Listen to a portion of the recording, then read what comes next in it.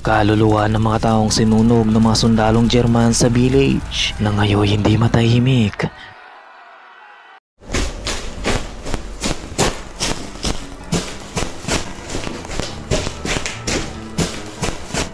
Mga makapanindig balahibong pagpapakita ng batang multo.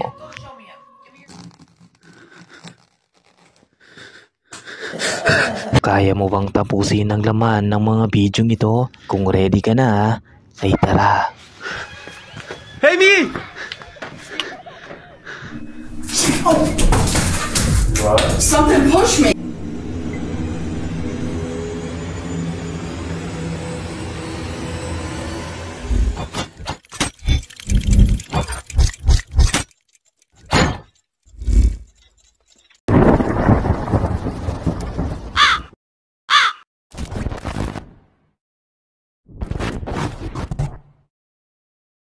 Ang bidyong ito ay mula sa YouTube channel na Filthy Valentine. Ayon kay Valentine ay mayroon isang abandoned house sa itaas ng burol na nasa bayan nila. Gustong gusto niyang puntahan ito kaya naman naglakad siya sa kakauyan upang makarating at makapag-explore sa abandonadong bahay. Dito ay kinukunan na niya ang exploration gamit ang old phone nito. Kahit na hindi maganda ang camera nito ay may makukunan pa rin siyang kakaiba na talagang ikakakilabot niya. This looks like it must have been at one point a pool. And here's the main house.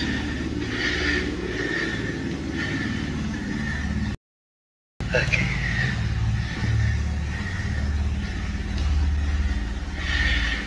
Cool.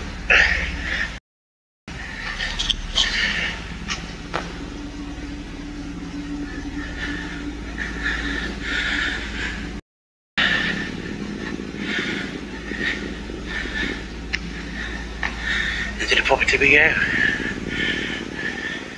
Nakita mo ba, nang papalapit siya sa abandonadong bahay ay tila ba isang maputlang distorted face ang makikita sa bintana. Ayon pa sa YouTuber ay hindi niya ito napansin at ang kakaibang mukha ay nakita lamang niya nang i-check niya ang footage pag uwi sa bahay. Wala siyang ka-idea sa kung sino o ano ito. Diin pa niya ay mag-isa lamang siya sa mga oras na yon. So nakaka-capture kaya siya ng paranormal evidence? O ano sa palagay mo ito, Kamulti? Let me know in the comment.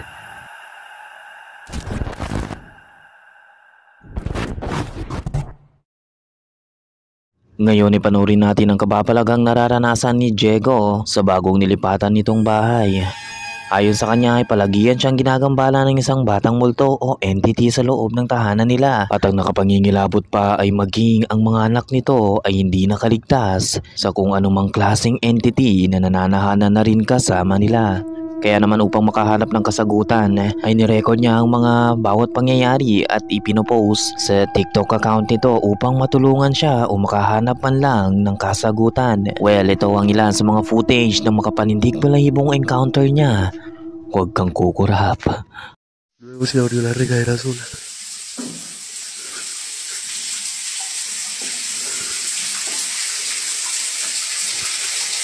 Nagbukas ang bathtub ng kusa at dahan-dahan siyang pumasok rito pero walang tao sa loob. Well, yun ang inaakala niya.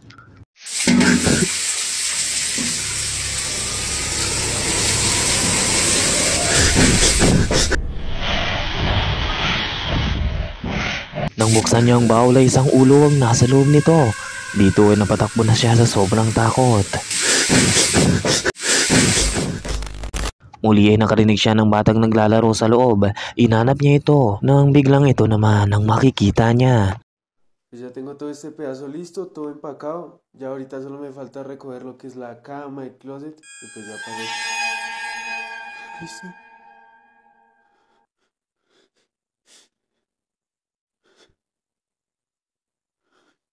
¿Qué se hizo? Isang maliit na bata ang nasa glassy window. Pero nang puntahan niya ito ay wala na ito sa likod.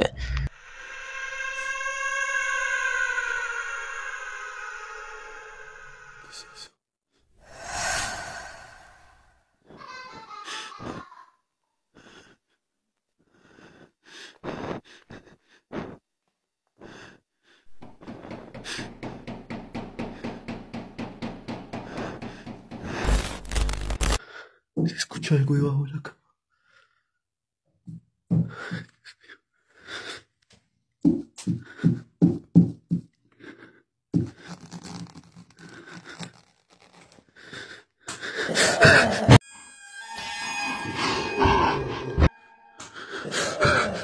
Batang nagpapakita at sa tuwing lalapitan niya ay nawawala ito at nakakatakot na mukha sa ilalim ng kama na bigla na lang lilitaw.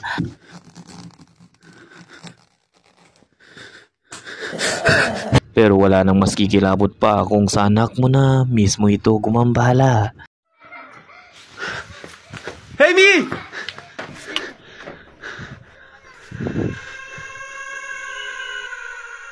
¡Amy! Nakita nito ang mga paa ng anak habang inihila sa ilalim ng kama. Ngunit nang agad niya itong takbuhin upang tulungan ay wala na ito sa ilalim. Walang ano o sino man ang nasa ilalim ng kama. Isang gabi habang natutulog naman ang anak nitong babae, ito ang makukunan niya.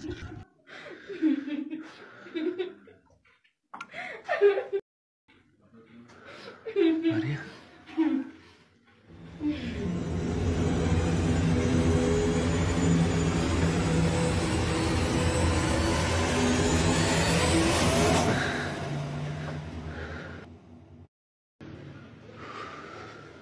Amy!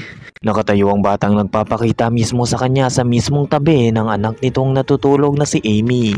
Natatakpan pa ito ng kumot ngunit nang hawiin niya ito ay wala na ang bata. So mga kamulti, ano sa palagay niyo ang nangyayari sa bahay ni Diego Spikers? Ginagambala kaya ito ng totoong multo ng bata? O anong klaseng entity ito? O malamang ang lahat ng ito ay gawa lamang ng mahusay at ekspertong pagmamanipula? Either way, kayo na ang humusga. ¡Amy! Coger lo que es la cama, el closet y pues ya para el...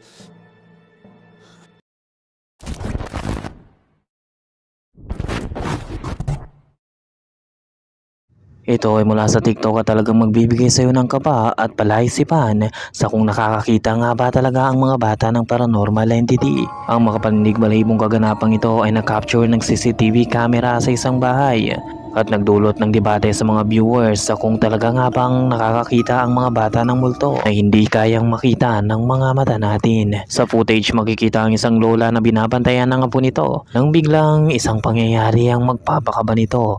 Panoorin mong maigi. I miss you too. What? What? Who's coming? Who? You see somebody back there? Who? Him?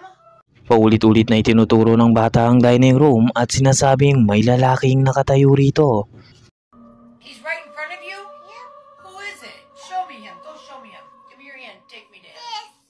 Take me to him. Show me. Wait, let me. Show me. Is he right here? Sa unay sinasakyan lamang ito ng lola niya ngunit nag-umpisa na rin itong kilabutan. You go back wherever you came from. What's he doing? Come on. You're creeping me out. We're going upstairs. Come on. You're scaring me. We're going upstairs. Yeah, you're scaring me. Ayon sa mga paranormal expert ay ang mga isipan ng inosenteng bata ang dahilan ng pagiging bukas nito sa paranormal phenomena. Ang mga isipan nila ay limitado lamang sa rational at skepticism na pag-iisip ng isang tao na nagiging sanhi ng pagkakakita nila ng ganitong mga pangyayari. So ang bata kayang ito ay nakakaranas at nakakakita ng totoong multo. Ang bahay kaya nila ay pinamumugaran ng paranormal entity o resulta lamang ito ng malawak na imahinasyon ng batang babae. Ikaw, naranasan mo na bang gawin ito ng anak mo at iturong may kasama kayo sa bahay na hindi mo naman nakikita? Wait, let me. Show me. Is he right here? He's in our dining room? What are you doing in our dining room, mister? Dahil umabot ka sa yugtong ito ay nangangahulugang matapang kang nilalang. Kaya kung bago ka pa lang sa channel na ito at gusto mo ng mga ganitong content, mag-subscribe ka na at i-click ang notification. Huwag mo na rin kaligtaan i-like ang video. Baka bisitahin ka pa nila.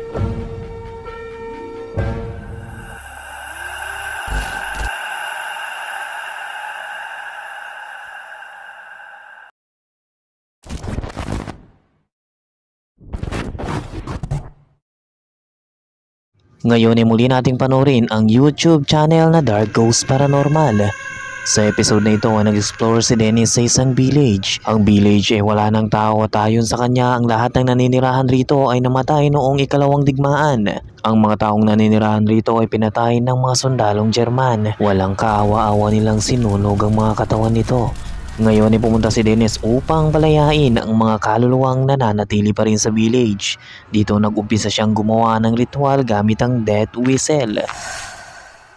Здесь кто-нибудь есть из мира духов?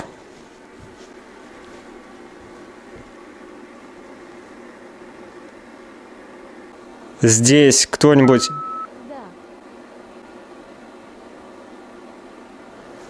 Кто вы?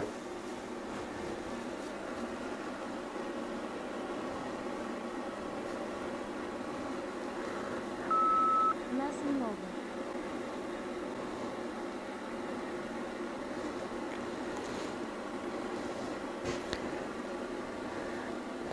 Как вы здесь оказались?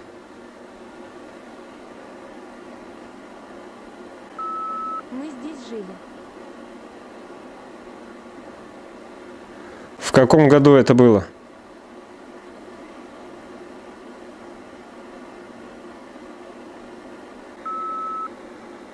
Нас убили.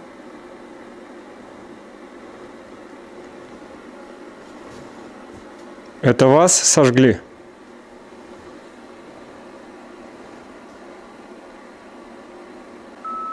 Да.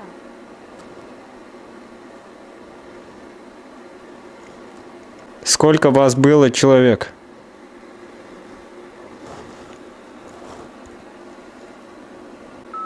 Двадцать три.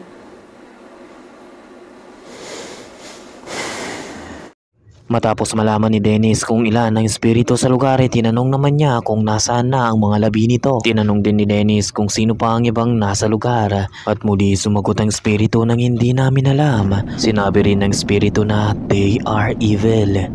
Magpagayon pa man ay nagpatuloy pa rin si Dennis sa pagtatanong kung nasaan ang mga ito. Dito na naging intensang pangyayari dahil sumagot muli ang espiritu na nasa ilog ang mga ito at hindi nila hayaang makalis si Dennis. Papunta na sila upang gawing miserable ang pananatili ni Dennis sa village.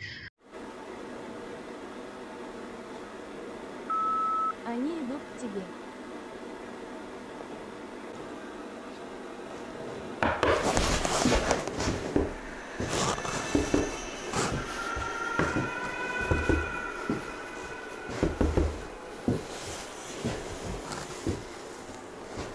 Nag-umpisa na ngang magparamdam ang mga ito. Kabi-kabila ang mga kalapog at mga yapak ang naririnig ni Dennis sa palibot ng bahay. Pero umpisa pa lamang ito. Они могут выйти со мной на связь?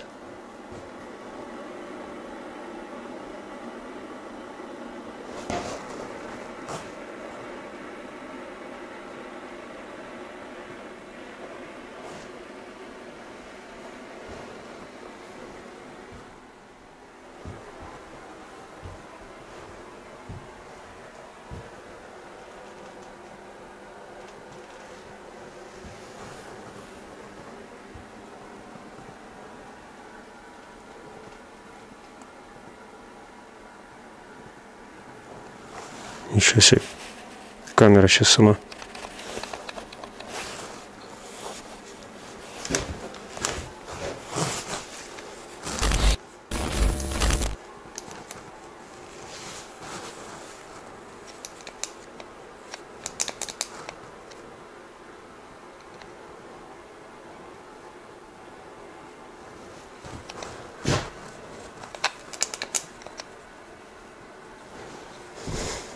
Ясно.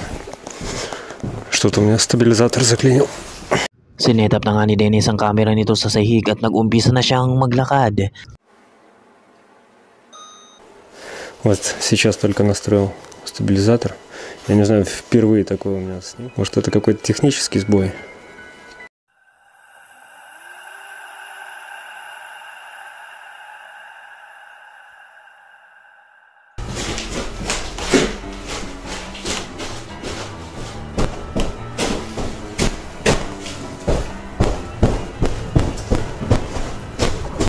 Habang kinukunan niya ang pangyayari ay makikita ang mga yapak na nasa itaas nito. Kitang-kita ang pagsisigalawan ng marurupok na kahoy.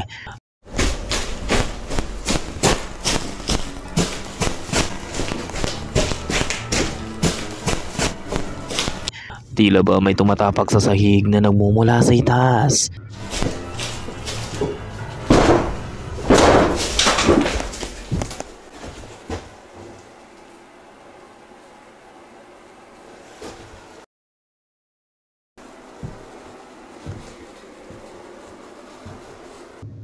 Di kalaunan ay tumigil na ito at dito na naglakas loob si Dennis na dahan-dahang sumilip at tignan kung ano ang sanhi nito.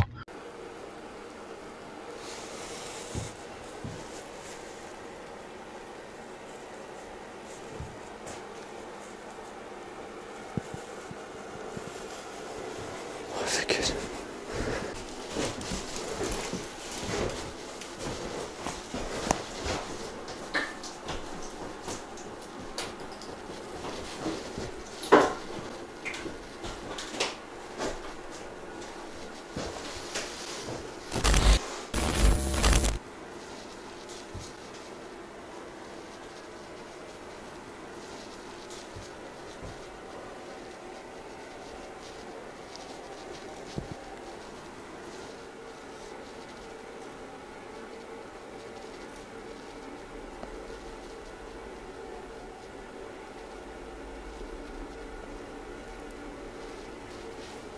Dahan-dahang lumapit si Dennis sa isang silid, pero naririnig mo rin ba?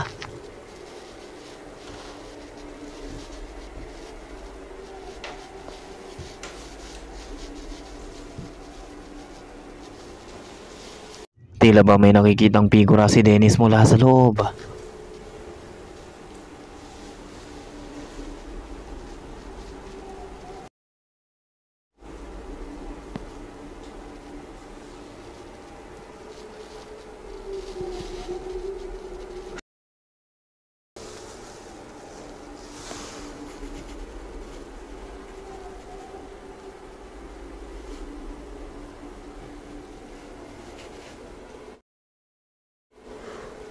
Блин.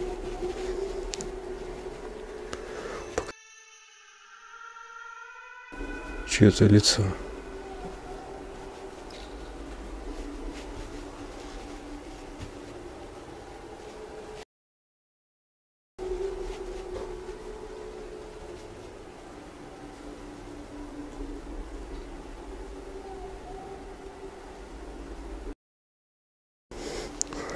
Сейчас мне нужно взять ловушку и сходить туда ближе. Matapos niyang tignan ng loob ay dito nagpunta na siya sa isang chapel kung saan malapit ang ilog na pinamumugaran ng mga bad spirit. Natugon sa kanya habang sinasagawa niya ang EGF session.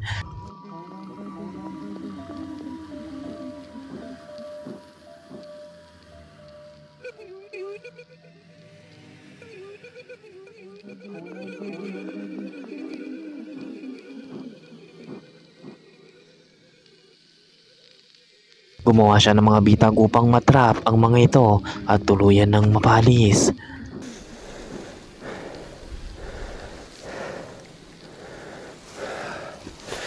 Одна ночная камера снимает. Matapos niyang iset up ang mga bitag ay muli nitong ginamit ang death whistle at nagumpisa na sa pag-iimbestiga. Применяю свисток. Звук свистка я выключу.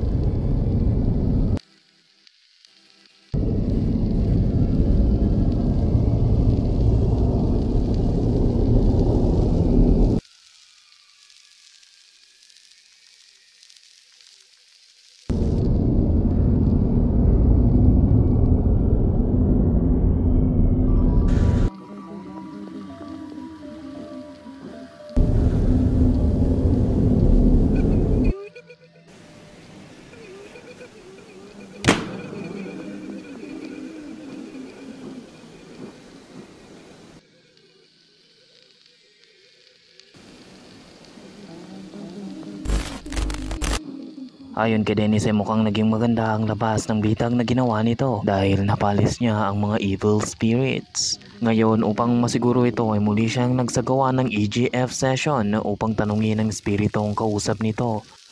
Вы здесь? Ответьте мне. Те, кто со мной общался, вы здесь?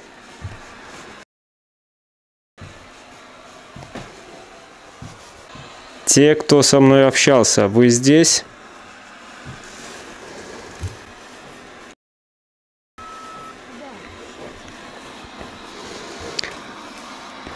Где то зло?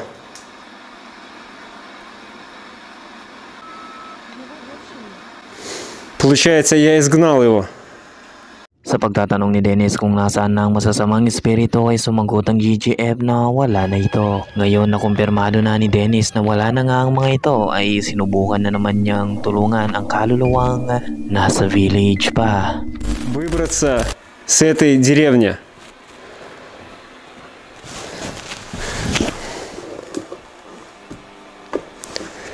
Вы сейчас видите свет?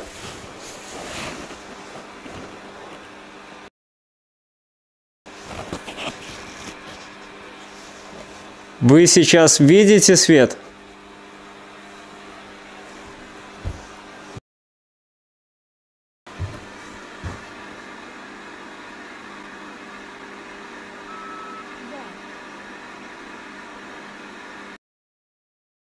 Вам всем нужно идти на этот свет.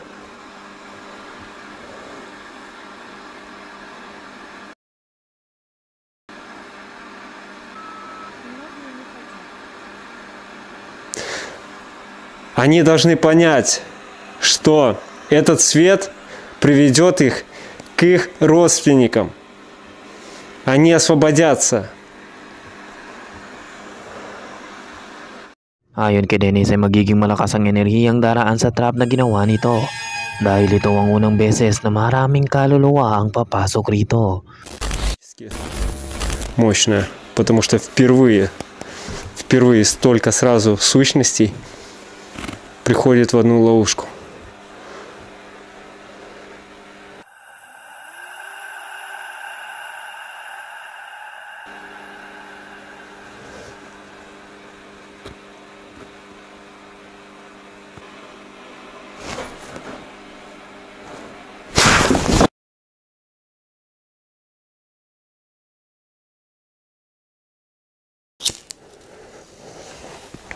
Это просто было... Isang malakas na pagsabog ang tuluyang gumulat kay Dennis kasabay nito ang tuluyang pagkawala ng ilaw mula sa paligid.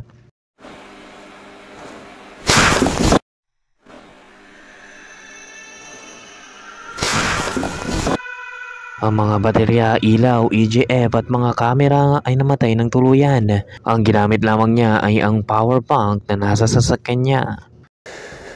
Единственное, что вот у меня был один пауэрбанк в машине, я сейчас через него включил камеру. Не знаю, если сейчас вот ЭГФ больше не включится, чтобы мне узнать, смог ли я освободить их, но я думаю, что я смог, потому что Matapos ang 20 minuto ay muling napandar nito ang EGF.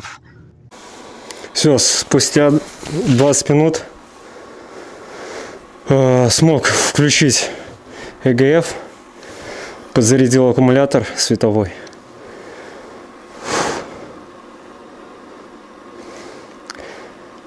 Вот задаю вопрос. At muli ay nagtanong siya kung naroroon pa ba sila pero wala nang kasagutan pa. Я все же смог их освободить. И больше никакой паранормальной активности здесь я за это время не наблюдаю.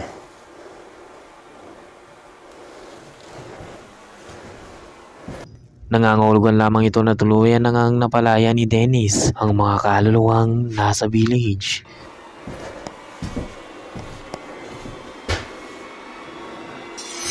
Значит, у меня все получилось. Я их освободил. Друзья, подписывайтесь на мой телеграм-канал, ссылка будет в описании. Там выходят все актуальные новости канала.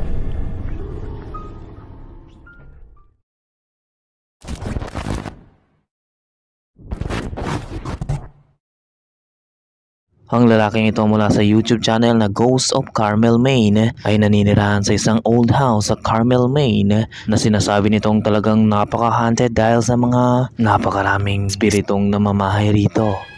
Ang isa sa mga ito ay tinawag niya sa nickname na Shadow Dude. Ang video mga na-upload nito ay talagang nag-trigger sa paranormal believers at mga skeptic dahil sa mga pangyayaring ito ay inimbitahan na nito ang isa sa mga independent paranormal investigator sa bahay nito upang makita at maranasan mismo nila ang paranormal activity sa loob ng bahay. Dinala ng mga investigators ang lahat ng paranormal devices at equipments nila at nag-umbisang i-check ang bawat silid at ang may encounter nga nila ay talagang gugulat sa kanila. You might as well just shut that thing off. Oh, there we go. Is that his EMF? REM pod, everything's going off. Everything is going on. What was that? Whoa! What? I heard What was that behind my head? Was it the furnace or was it right behind your head? No, it sounded like If it was the furnace, that click would have No, I did HVAC. Yeah, the furnace. My father's master plumber. So That dude, it sounded like somebody just threw a rock at me or hit the wall next to me. But Was it that sounded you? The furnace is shut off. The power. That sounded like a rock was like. Oh, the power of the furnace is off? Yeah. it definitely sounded like something like It chipped or sounded hit like, something. yeah. Go. Yeah, it would The just red rip pod off. though, like, it's crazy. We're at this house and You the red left pod's Kenneth going and that off. did not go off once. The red Really? pod's going off. That's kind of troubling. Here, like, oh yeah, whatever. That's not normal. That is not normal. So that's the one that detects if something's by it. Yes, you can leave that thing in your bedroom while you sleep at night. In your room, nothing will happen. This is not normal. This is the only place I've ever seen this. Ayon sa mga investigator ay hindi pa sila nakakaranas ng ganitong pangyayari katulad ng mga nararanasan nila ngayon sa bahay ni Kane. Ang babaeng si Jane na sinasabing may 20 years ng experience sa paranormal ay nagtanong kay Kane kung pwede ba nilang imbestigahan 10 ng mga grupo nito ang very supernaturally active basement ng bahay ni Kane na wala ang presensya ni Kane rito. Pumayag naman si Kane sa isang kondisyon na wag nilang i-provoke ang spirit na magparamdam sa kadahilan ng mananatili pa rin naninirahan si Kane sa bahay matapos silang umalis. Pero gaya nga ng inaakala nyo ay hindi sila tumupad sa usapan. Isang static camera sa basement ang na-record si Jane na sinimulang i-provoke ang entity na nagpapakita sa basement na talagang hindi magiging maganda. I want to take another tact with this. Out of respect for Kent, I'm not going to piss you off. Okay? Out of respect, he asked no provoking. I respect that. Do something. Push me. Play with my hair.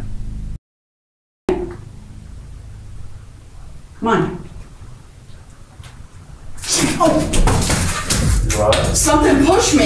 Ipinaramdam nga ng entity kung ano mismo ang gusto ni Jane nang biglang may malakas na tumulak sa kanya at sa parehong oras ay nakunan ng static infrared camera ang shadow-like figure na dumaan at naglaho sa pader ng basement.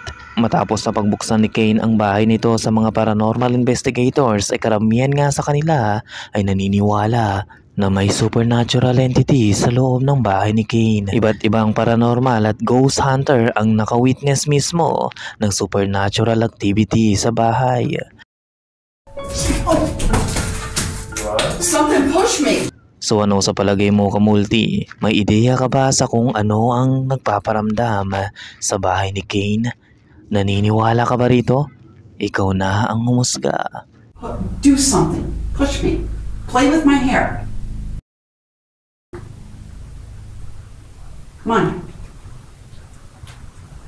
Oh! Something. Something. By the way, thank you so much. Mag-like sana kayo at huwag kalimutang mag-subscribe at i-hit ang notification below. Masyadong complicated ang schedule ng mga upload natin mga kamulti.